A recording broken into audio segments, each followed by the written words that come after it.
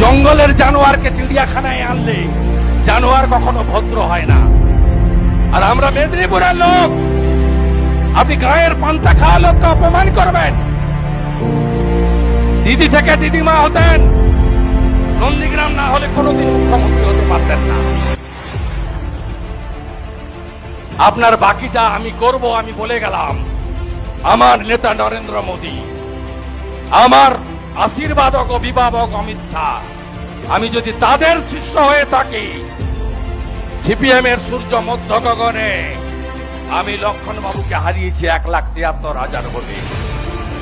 Mamata Banerjee 211 seat পাচ্ছে, সেদিন আমি তাকে হারিয়েছি 1956 ভোটে।